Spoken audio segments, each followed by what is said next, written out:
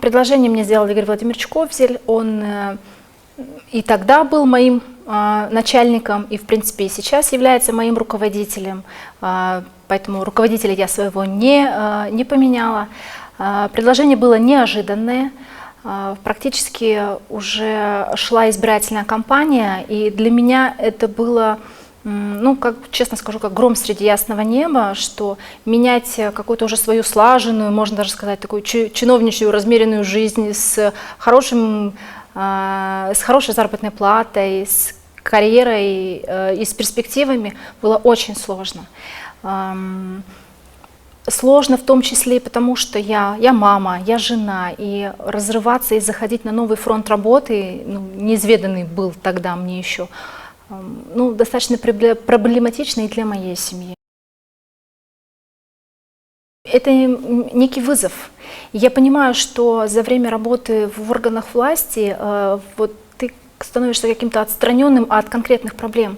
И между чиновником и простым жителем возникает такая стена в виде переписок, кип бумаг.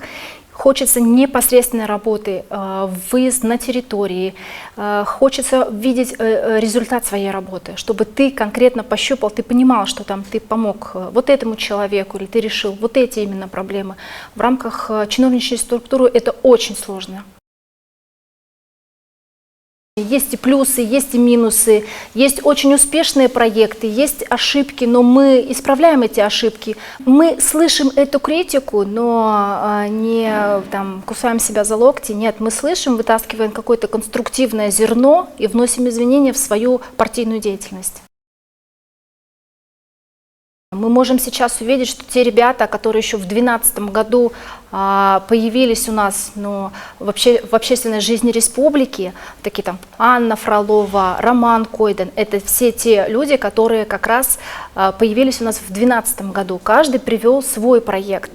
И за год молодежи они получили как возможность реализовать проект не только на территории муниципалитета, а вывести свой проект на республиканский уровень, так и эти люди остались встроены в нашу систему. Это напрямую показатель кадрового лифта молодежи, кадрового лифта для молодежи в Республике Коми. Наша активная молодежь сейчас работает руководителями в органах власти, на территориях осталась тоже на руководящих постах. Вот, пожалуйста, вам самые яркие примеры. Есть приток не только свежей крови, но очень сильные управленцы сейчас появляются в нашей команде. Можно привести пример там, Анатолия Семеновича Родова, который с огромным опытом и именно работы в политической среде.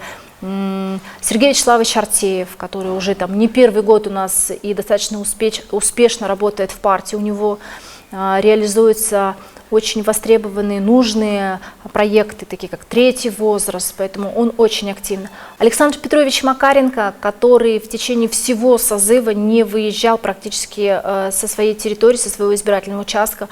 Он знает, как никто другой, проблемы